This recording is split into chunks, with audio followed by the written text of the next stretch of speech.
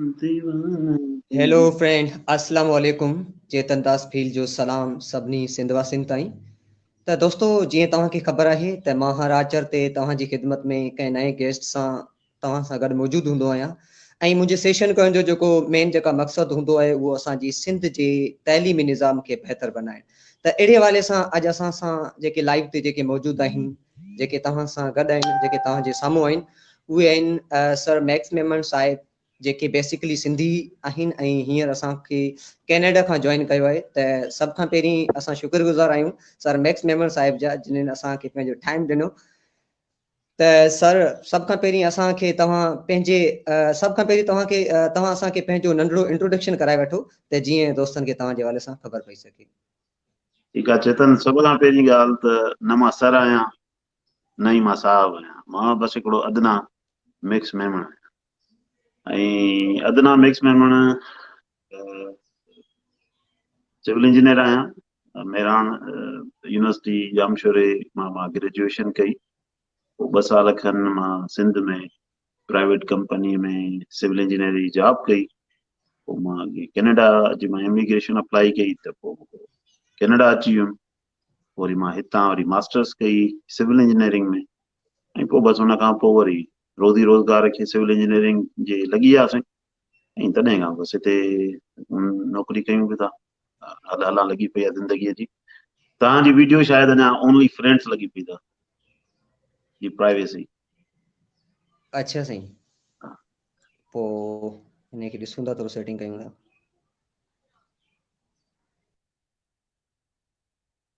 इहो आहे नंढिड़ो हिकिड़ो त असांजो ब्रीफ इंट्रो। सो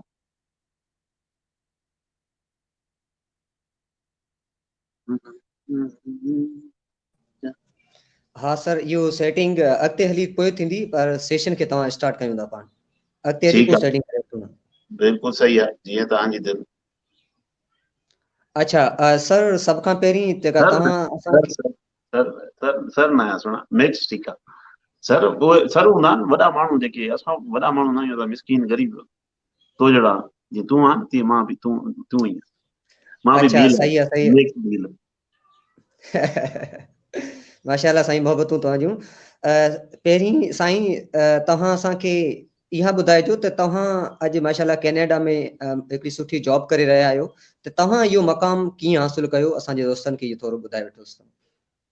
हा, कंहिं बि जॻह ते पुॼण लाइ ज़िंदगीअ में, जंहिंमें बि इंसान पाण खे ख़ुशि सम्झी सघे थो, उनजे लाइ 2-3 ॻाल्हियुनि जी सख़्तु ज़रूरत हूंदी आहे। हिकिड़ी शइ हूंदी आहे प्रॉपर प्लानिंग, त ज़िंदगीअ में किथे पुॼणो आहे उनजे लाइ उहा सोच सम्झ त मां जेको हे अमल 20-25 साल पहिरीं कयां थो, त इन जो 20-25 साल अॻिते या 50 साल अॻिते कहिड़ो माना उनजो फ़र्क़ु पवंदो, या उहो मां किथे, मिसाल तौरु अगरि मां 15 सालनि जो नौजवान आहियां ऐं मूंखे सोच करणी पवंदी त 25 साल अॻिते मां किथे बीठो हूं, कहिड़ी जॻह ते बीठो हूं, या उन खां 50 साल अॻिते मां किथे बीठो हूंदुमि। त प्रॉपर प्लानिंग माना शुरूअ में करणी पवंदी आहे। हिकिड़ी इहा ॿी शइ हूंदी आहे तव्हांजी महिनत, तव्हांजी लगन, तव्हांजी पंहिंजे कम सां उहो जेको आहे, जेको बि तव्हां कमु कयो उन में पूरी सही, ध्यान सां तव्हां हिसो वठो। माना ईअं न आहे त ॾनु लाहिण लाइ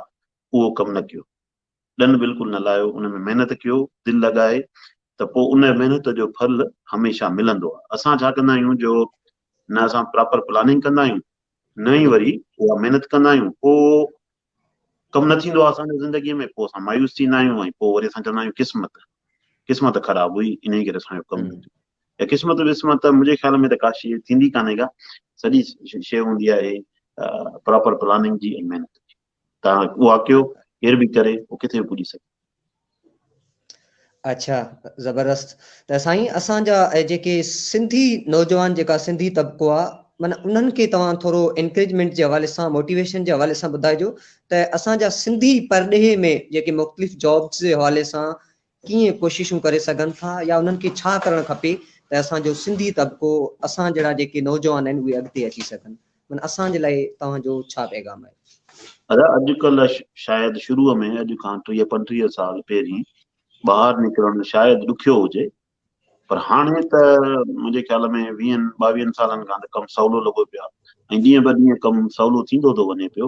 ख़ासि तौर ते जेके दोस्त सिंध में नाणो नथा रखनि, वॾियूं वॾियूं फीस नथा भरे सघनि यूनिवर्सिटीअ जूं, या यानी 50-50 हज़ार 60-60 हज़ार इवन गवर्नमेंट जी यूनिवर्सिटीअ जी सेमेस्टर फी आहे, उहा बि नथा भरे सघनि, त उन्हनि जे लाइ ॿाहिरि काफ़ी अपॉर्चुनिटीज़ आहिनि मुल्कनि में, मुख़्तलिफ़ यूरोप ख़ासि तौर ते उहो ट्यूशन फ्री आहे। काफ़ी मुल्क यूरोप जा ट्यूशन फ्री आहिनि, काफ़ी मुल्क अहिड़ा आहिनि यूरोप जा जिते तव्हांखे स्कॉलरशिप फुली फंडेड मिले थी। किन मुल्कनि में तव्हांखे पार्शियल स्कॉलरशिप मिले थी, जंहिंमें तव्हांखे सिर्फ़ु ट्यूशन फी कवर आहे, पर रियायत में तव्हां वरी ॿियूं जॉब्स कयो था त उन मां तव्हांजो ख़र्चो निकिरी थो अचे। त चवण जो मक़सदु इहो आहे, जेका बॉटम लाइन जेका तव्हां पुछी, त दोस्त ईअं पढ़ण जे लिहाज़ खां त ॿाहिरि वञी सघनि था ओॾे सुकून सां, ऐं पोइ उते सुठे नमूने पढ़ाई कनि त पोइ उते जॉब बि मिली थी वञे उन हिसाब सां। जे अगरि उहो पाथ नथा करनि त पोइ गल्फ कंट्रीज़ हलिया वञनि, अरब मुल्कनि में, ऐं उते बि काफ़ी नौकरियूं आहिनि। अॼुकल्ह ऑनलाइन जो दौर आहे, लिंक्डइन तमामु सुठो हिकिड़ो प्रोफेशनल टूल आहे, उनखे इस्तेमालु करे उन सां पंहिंजा लिंक्स ऐं राब्ता ऐं वास्ता ठाहिनि, ऐं उन्हनि ठाहिण जे करे उहे अॻिते वञी सघनि था, माना नौकरियूं वठी सघनि था सुठे नमूने। बाक़ी का हेल्प खपे थी कैरियर गाइडेंस में, उन्हनि खे का मुंझारो आहे त उहो मूंसां राब्तो कनि, जेको हाल आहे जेको संगत सां पेश ईंदासीं, ॿुधाईंदासीं, सम्झाईंदासीं। त बॉटम लाइन इहा आहे त ॿाहिरि पढ़ाईअ लाइ निकिरी सघनि था, नौकरियुनि लाइ गल्फ कंट्रीज़ में निकिरी सघनि था, पर जेके यूरोपियन कंट्रीज़ आहिनि या नॉर्थ अमेरिका, कैनेडा, ऑस्ट्रेलिया आहे, त इन में सिर्फ़ु पुॼण जो रस्ता सिर्फ़ु ॿ आहिनि, उहे इहे आहिनि, या त उहे इमिग्रेशन वठी अचनि या स्टूडेंट वीज़ा ते अचनि। बाक़ी नौकरियूं जॾहिं हिननि मुल्कनि में ईंदा पोइ नौकरी बि मिली वेंदी, पर उतां मिलण थोरी ॾुखी आहे, पर कमु थी वेंदो, जंहिंखे बि निकिरणो आहे उन लाइ रस्ता खुलियल। अच्छा साईं, हाणे तव्हां उन्हनि प्लेटफॉर्म जो जेका ज़िक्र कजो, माना उहे कहिड़ा प्लेटफॉर्म आहिनि जिन सां जिन प्लेटफॉर्म खे असांजा सिंधी नौजवान जेके उन्हनि खे ज्वाइन कनि, या उन्हनि जे सहारे खां जेके उहे कंहिं फॉरेनर जेके स्कॉलरशिप्स आहिनि उन्हनि खे ज्वाइन करे सघनि था, माना कुझु मुख़्तसर उन्हनि प्लेटफॉर्म जो ज़िक्र कजो तव्हां। न, कंहिं प्लेटफॉर्म जी ज़रूरत ई कान्हे का, सिंपल आहे, तव्हां मुंहिंजे पेज न्यू दरबेलो ते वञो, न्यू दरबेलो NEW दरबेलो DARBELLO, न्यू दरबेलो। उन प्लेटफॉर्म ते छा उन पेज ते वञनि, उन पेज ते सॼी मालूमात रखी पई आहे ॿाहिरि निकिरण जी। हिकु दफ़ो उन पेज ते वञनि, मुंहिंजो इहो हूंदो आहे त 2-3 कलाक तव्हां उन पेज ते वञो, 2-3 कलाक लॻायो, उन में वीडियोस बि आहिनि रखियल, उन में लिंक्स बि स्कॉलरशिप्स जा रखियल आहिनि, कीअं स्कॉलरशिप अप्लाई कबी उन जो तरीक़ेकार बि रखियल आहे। उते वञो, 2-3 कलाक उते स्पेंड कनि, पोइ मूंखे फेसबुक ते मुंहिंजी कंहिं बि करंट पोस्ट ते, जेका बि पहिरीं पोस्ट हुनखे नज़र अचे मुंहिंजे वॉल ते, उन ते वञी हिकिड़ो मैसेज करे छॾनि त मैक्स तव्हांखे मां मैसेज कयो आहे, काइंडली मुंहिंजो मैसेज ॾिसो। पोइ मां हुनजो मैसेज ॾिसंदुमि, पोइ उनजा जेके सुवाल हूंदा उनखे वरी उन हिसाब सां गाइड कबो। पर पहिरियों रूल नंबर 1, न्यू दरबेलो पेज ते वञनि, उन पेज ते वञी करे उन पेज खे ॾिसनि, उतां मालूमात वठनि, जिते बि मुझारो थिए मूंखे मैसेज कनि, मां उन्हनि खे गाइड कंदुमि। सही सही, माशाल्लाह, ज़बरदस्त। साईं, हाणे तव्हां आइल्स जे हवाले सां ॿुधाइजो, जेका आइल्स छा आहे, ऐं आइल्स जी जेका स्टडी ॿार असांजा नौजवान, असां सिंधी नौजवान कीअं था करे सघूं? जी साईं। IELTS international English language testing system जो एब्रीवेशन आहे, मुख़फ़िफ़ आहे। इहो ऑस्ट्रेलिया ऐं बर्तानिया जेका इंग्लैंड आहे, उन्हनि ॿिन्ही जे इश्तिराक सां प्राइवेट कंपनी जेको आहे उहो इहो एग्ज़ाम कंडक्ट कंदी आहे। इन एग्ज़ाम जो मक़सदु सिर्फ़ु इहो आहे त इहो ॾिसणु त जेके बि दोस्त पढ़णु था चाहिनि या इमिग्रेशन वठणु था चाहिनि, त उन्हनि जी अंग्रेज़ी ॻाल्हाइण जो मयार केतिरो आहे, माना केतिरी उन्हनि ॻाल्हाइण जी सलाहियत आहे। इन जा 4 कंपोनेंट हूंदा आहिनि, रीडिंग, राइटिंग, स्पीकिंग ऐं लिसनिंग, ये 4 कंपोनेंट। त इन्हनि 4 कंपोनेंट सां उहे इन्हनि जी जांच पड़ताल कई वेंदी आहे। उहे तव्हां ब्रिटिश काउंसिल मां या AEO ऑस्ट्रेलियन एजुकेशन ऑफिस मां तव्हां इहे एग्ज़ाम ॾेई सघो था। हाणे त मुंहिंजे ख़्याल में ऑनलाइन सॼो जहान थी वियो आहे, त थी सघे थो त तव्हां ऑनलाइन बि ॾेई सघंदा हूंदो। त इहो उनजो आहे। ऐं तयारी तमामु आसान आहे। बेसिकली तव्हांजी ग्रामर ऐं वेकेबुलरी अगरि सुठी आहे त तव्हां इन इन इम्तिहान जी तयारी महीने जे अंदरि करे सघो था। पर तव्हांजो अगरि बेसिक ग्रामर ऐं वेकेबुलरी घटि आहे त 3 खां 4 महीना खोड़ आहिनि तव्हांखे हिन तयारी करण जा। इन जा काफ़ी बुक्स मार्केट में अवेलेबल आहिनि, सीडीज़ अवेलेबल आहिनि, यूट्यूब ते वीडियोज़ पिया आहिनि, कई जेके आहिनि मुफ़्त जा जेके फोरम्स आहिनि, तव्हां गूगल कंदो न लिखंदो त IELTS free online classes, IELTS groups, हे हो, त उन में तव्हांजा काफ़ी सारा इहे ग्रुप्स निकिरी ईंदा जंहिंमें तव्हां वञी करे पंहिंजो पाण खे रजिस्टर कराए उन्हनि सां लहो अचड़ में अची सघो था। मॉक टेस्ट पियूं आहिनि ऑनलाइन, जंहिंमें तव्हांखे माना पाण ई वञी कूड़ियूं जेके टेस्ट आहिनि उहे ॾियो, तव्हांजी ख़बर पइजी वेंदी त तव्हां किथे स्टैंड कयो था। त उहे आहिनि। त इहो आहे नटशेल में IELTS जो कचो चिठो। अच्छा, सही सही।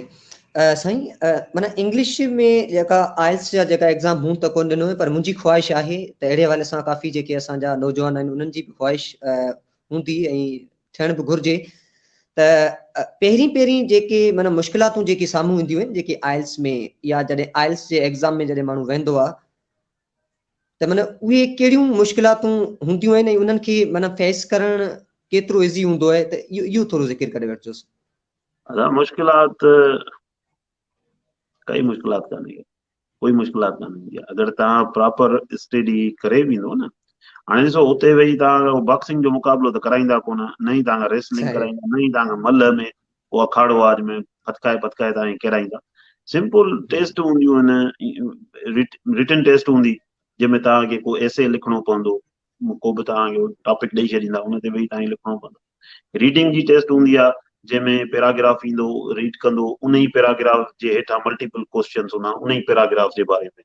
त जीअं मिसाल तौर अची सघे थो त टुडे मेक्स वेयर सिंधी टोपी एंड रेड कलर अजरक, हेठां सुवाल हूंदो व्हाट कलर वाज दी अजरक, त हाणे उन रीड जेको करे ईंदो उन में अॻ में ई लिखियल आहे त red colour, what was he wearing on हिज हेड, त हुन में लिखियल बेटा मुख़्तलिफ़ हूंदा, कैप, हैट, सिंधी टोपी, हुन में सिंधी टोपीअ खे तव्हां क्लिक कंदो। अहिड़ी तरह लिसनिंग में बि ईअं ई हूंदो आहे अच्छा, त सही। उहो पैराग्राफ पढ़ंदी वेंदी माई या मर्द या ॿ माण्हू पाण में कन्वर्सेशन कंदा, उन जे हेठां सुवाल हूंदा त उन्हनि छाजे बारे में ॻाल्हायो, ब्लू कलर कहिड़ी भित ते लॻल हो, बल्ब में बल्ब हो या न हो, त उहो उन ई गुफ़्तगूअ जे अंदरां ई उन जा सुवाल हेठां जनरेट थींदा आहिनि।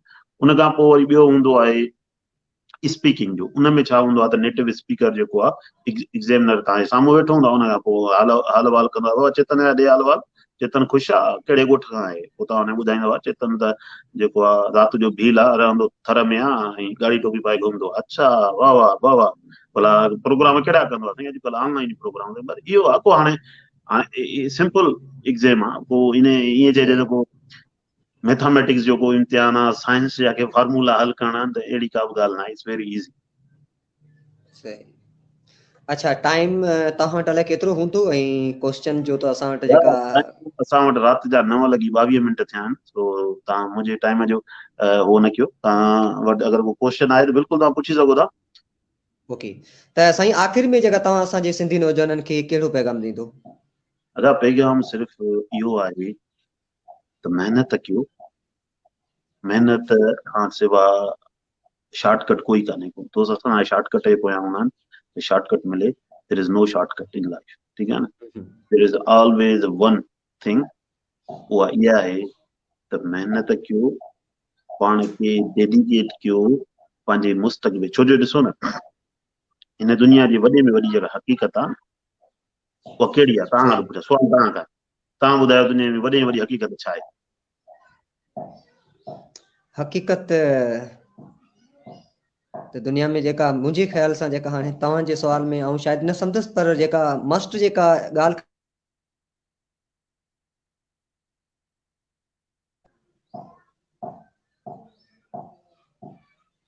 तव्हांजी आवाज़ विच में बीह रही। हेलो, हा, तव्हांजी आवाज़ विच में बीह रही। अच्छा, हाणे आवाज़ अचे पियो साईं? बिल्कुलु अचे थो। हा साईं, जेका एजुकेशन ई मस्ट आहे ऐं एजुकेशन ई सभिनी खे पढ़ाइणु घुरिजे, एजुकेशन खां सवाइ कुझु बि न आहे। न, उहा त आहे, पर दुनिया जी वॾी में वॾी हक़ीक़त छा आहे? हक़ीक़त शायद मूंखे ख़बर न आहे साईं। मां थो ॿुधायां, दुनिया जी वॾे में वॾी हक़ीक़त आहे पैसो। अच्छा। पैसे खां वॾी दुनिया जी का हक़ीक़त कान्हे। ॿियूं सभु बिल्कुलु किताबी ॻाल्हियूं आहिनि, ठीकु आहे न। सही। ॿी सभु किताबी ॻाल्हियूं आहिनि, उन्हनि जो हक़ीक़त खां परे परे। ॾिस, तोखे बुख लॻंदी, किताब खाईंदे? सही। न, मां बिल्कुलु पुछां थो सुवाल, किताब खाईंदे? न, मानी खाईंदे न? मानी खाईंदे, मानी किथां ईंदी? मानी पैसा पैसे हूंदा खां मानी ईंदी। ईंदी। ॻोठ में तोखे या मूंखे 4 माण्हू सलाम कोन हणंदा, ग़रीब माण्हू, ठीकु आहे बिल्कुलु न। पर वॾेरा हूंदासीं, मुछ खे वटि हूंदो, सभु को साईं साईं बाबो बाबो कंदो, के कोन कंदो, बिल्कुलु ठीकु आहे न। दादा चवंदा आहिनि त ग़रीब ऐं नाकारा जी त घर में बि इज़त कान हूंदी। त सलाम जे वताए फ़क़ीर चयो न त कपिड़ा मानी खाओ, कपिड़नि जी इज़त आहे। माण्हूअ जो मान मर्तबो सिर्फ़ु पैसे सां आहे, बाक़ी सभु ॻाल्हियूं आहिनि। वॾा वॾा अदीब शाइर तूं उन्हनि जा लाइव सेशन कया हूंदा, पर हक़ीक़त इहा अथई त इज़त सिर्फ़ु पैसे जी। पैसो आहे न, वॾे खां वॾो माण्हू तुंहिंजे अॻियां झुकी हलंदो। पैसो न आहे न त ॻोठ जो इहो न लूसी ॿार बि तोखे ॿ चमाटूं हणी भॼी वेंदो। त पैसे कमाइण जे लाइ ज़रूरी आहे त तव्हां महिनत कयो। तैलीम ठीकु आहे, सही। तैलीम सुठी ॻाल्हि आहे, तैलीम मां तैलीम घणनि दोस्तनि वरिती आहे, छोला बि था खपाइनि, ठीकु आहे न। ऐं उहो पंहिंजी मंज़िल ते न पहुता आहिनि। असुल छा हूंदो आहे, जीअं मां शुरू में चयो न, प्लानिंग ऐं महिनत। उहो महिनत सही। कयो। हींअर बिज़नेसिस आहिनि, नंढा नंढा बिज़नेस, जंहिंमें तव्हांखे टको बि ख़र्चु कोन थो करणो पए। तव्हांजे आइडियाज़ हुजनि, उन्हनि सां तव्हां पैसा सही। जनरेट करे सघो था। त पैसो कमायो, ऐं पैसे कमाइण जे लाइ ज़रूरी आहे तव्हां महिनत कयो, तव्हां वटि प्लानिंग हुजे। चवंदा आहिनि त ग़रीब, इहो मुंहिंजो चयल आहे, माना चवंदा केरु बि न आहे, मां चवंदो आहियां। मुंहिंजो हिकिड़ो जेको आहे न, ही सेइंग आहे त ग़रीब पैदा थियण को ॾोह न आहे, सभु ग़रीब पैदा थियनि। ग़रीब मरण, ग़रीब थी मरण थी आहे, ग़रीब थी मरण गुनाह कबीर आहे, इन में। ठीकु हाँ, आहे इन न। में तव्हांजो ॾोह आहे। सही। त अमीर थियो, पैसो कमायो, ऐं पोइ ॿियनि जी मदद कयो त उहे बि अमीर थियनि, उहे बि पैसो कमाइनि। त ईअं ई असां गुरबत, ईअं ई असां बीमारियुनि, ईअं ई असां बुराइनि खां धरतीअ खे पाक करे सघूं था, घणे खां घणो पैसो कमाए हिक ॿिए जी मदद करे। त बसि महिनत कनि दोस्त, ऐं जेको असांजो हाल आहे, असां दोस्तनि सां 24/7 ॿधल आहियूं। त साईं, हेलो दोस्तो, उम्मीद आहे तव्हांखे साईं सां जेकी ॻाल्हियूं, जेकी साईं जूं ॻाल्हियूं आहिनि, उहे सुठियूं लॻियूं हूंदियूं। ऐं साईं सां तव्हां राब्तो करे सघो था। साईं सां तव्हां फेसबुक मैसेंजर खां बि जॉइन करे सघो था। कंहिं बि दोस्त खे जॾहिं कंहिं हेल्प जी ज़रूरत आहे त साईं सां बिल्कुलु राब्तो करे सघे थो। त अॼु जे लाइ एतिरो ई। हाणे मिलंदासीं साईं सां कंहिं ॿिए नेक्स्ट प्रोग्राम में। तेसीं ताईं इजाज़त, जेॾां ख़ैर तेॾां ख़ैर, सिंध सलामत, साथ सलामत।